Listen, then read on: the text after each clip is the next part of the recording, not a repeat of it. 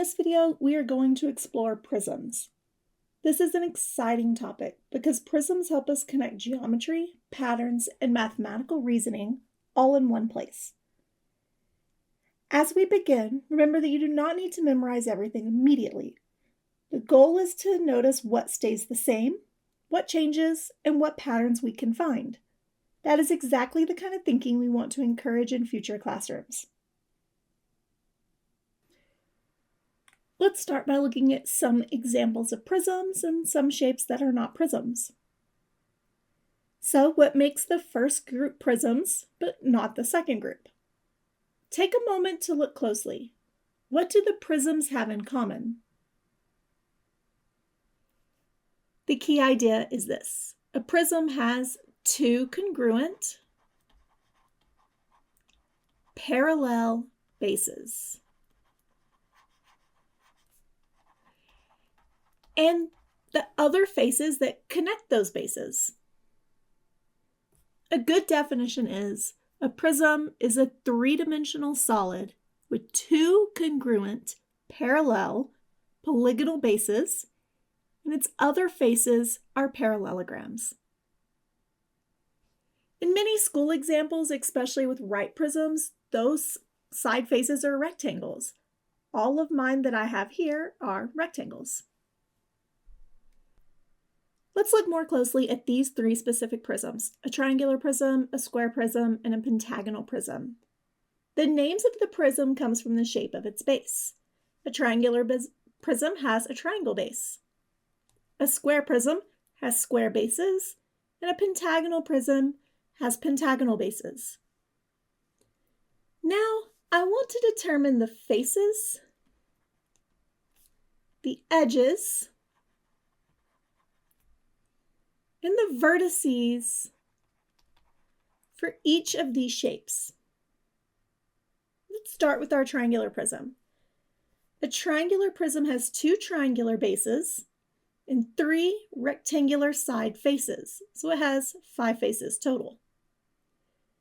For the edges, each triangle has 3 edges, and there are 2 triangles, so that gives 6. Then there are 3 edges connecting to the matching vertices. That gives us a total of 9 edges. For vertices, each triangle has 3 vertices and there are 2 triangular bases. So there are 6 vertices. For the square prism, there are 2 square bases and 4 side faces. That gives a total of 6 faces. For its edges, there are 4 edges on the front, 4 edges on the back, and then 4 connecting edges to give a total of 12 edges. For vertices, 4 on one base and 4 on the other to give a total of 8 vertices. For our pentagonal prism, we have 2 pentagonal bases and 5 side faces, so a total of 7 faces.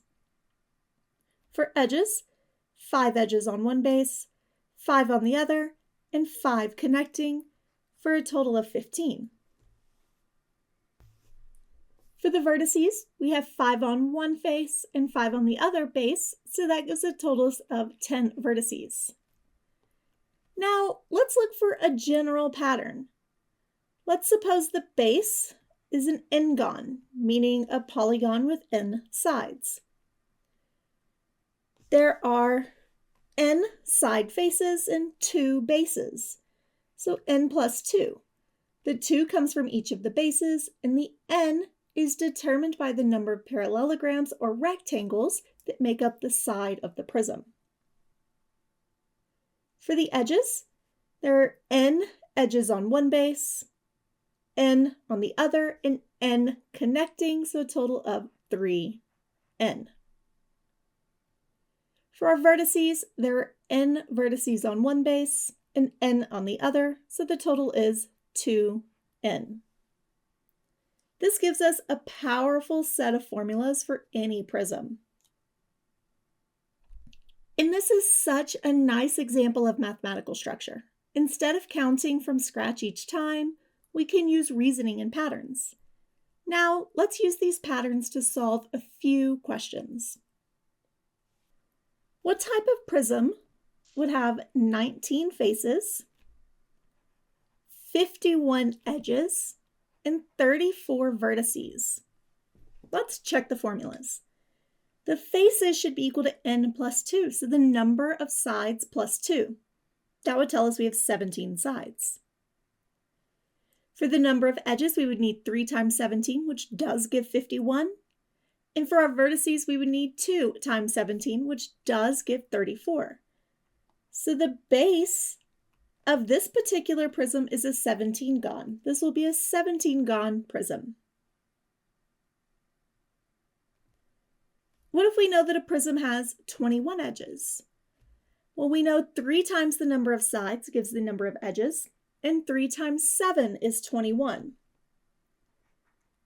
So this base is going to be a heptagon. This is going to be a heptagonal prism. We can then figure out the number of faces, 7 plus 2, and the number of vertices, 7 times 2. Next, let's consider one that has 20 vertices. We know that 2 times the number of sides in the base gives us the number of vertices. So 2 times 10 is 20.